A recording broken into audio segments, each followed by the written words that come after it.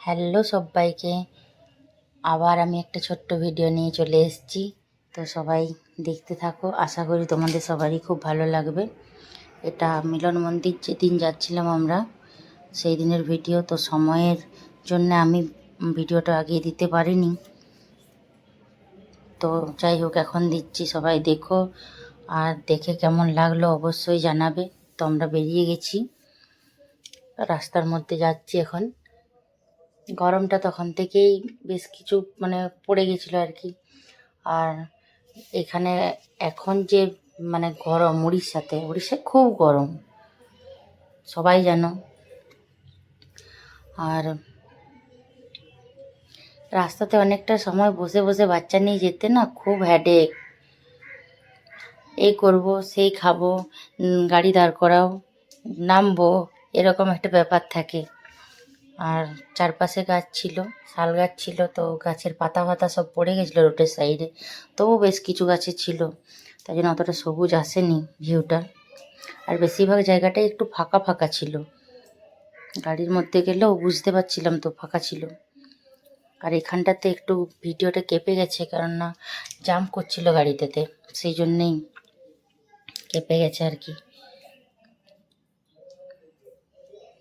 তো প্রথম কোনো জিনিস দেখার একটা ইন্টারেস্ট আলাদা। সবাইকার মুখে শুনেছি যে মিলন মন্দির খুব সুন্দর বানিয়েছে, ছোট বৃন্দাবন। তো বলি যখন এসেছি তখন একবার ঘুরে আসি, তো সেই উদ্দেশ্য করেই বেরিয়ে যাওয়া আর কি। তো এখানে যেয়ে একদম মন খুশি হয়ে যাবে এটাই শুনেছিলাম সবাইকার কাছে। তো দেখা যাক কি হয়।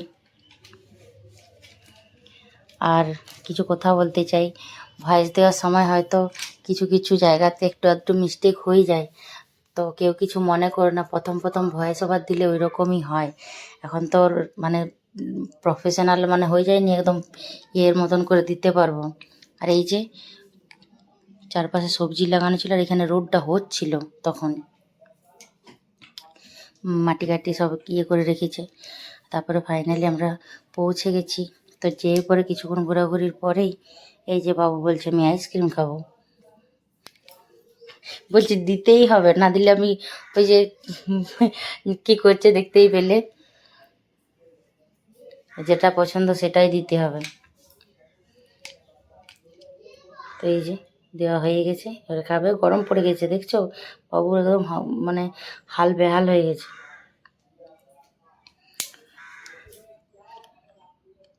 আমরাও তখন খেয়ে নিয়েছিলাম একটা করে আইসক্রিম। আর বড় ভিডিওর মধ্যে যে কি কি ভয়েস দেবো, কি কথাগুলো সেট করব, এগুলো ভাবতে ভাবতেই সময়টা চলে যায়। এই যে দেখছে কোনটা নেবে আর কি। আর চারপাশে এই দেখো ভাই, খুব গরমটাও পড়ে গেছিলো তখন।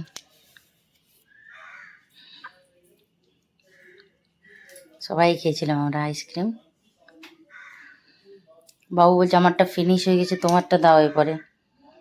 এই যে মাটির কত সুন্দর সুন্দর জিনিস বিক্রি হচ্ছিল, মূর্তি, গলার সেট, নানা রকমের জিনিস আছে, যারা গেছে তারা জানে।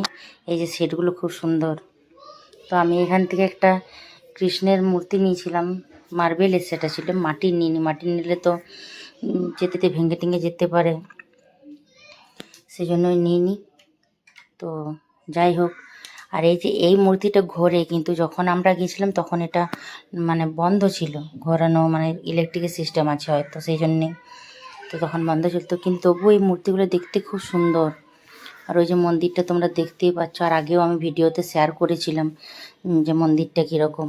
আর এই পাশেও একটা মন্দির আছে, খুব সুন্দর, ফাঁকার মধ্যে বানিয়েছে মন্দিরটা, দারুণ। এমনকি এখানে প্রসাদ খাওয়ারও ব্যবস্থা আছে।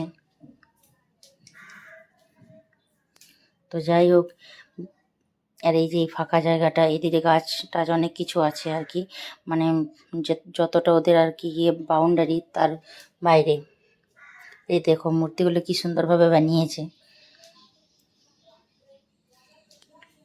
এখানটা একটা বসার মতন জায়গা, এখানে বিয়ে হয়, আরও অন্যান্য কাজ টাজ হয়। আর এটা হচ্ছে দর্শন করে নিচে যাওয়ার সিঁড়িটা, এই যে পুরো মন্দিরের ভিউটা আমি দূর থেকে নিয়েছি। খুব সুন্দর বানিয়েছে, একদম পুরো ফাঁকা, অনেক মানুষজনও আসে।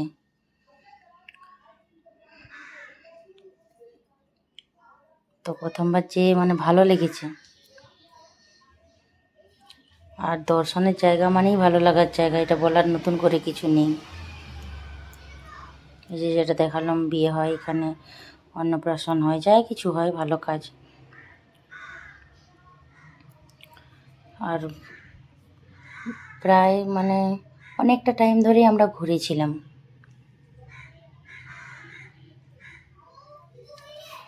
দারুণ।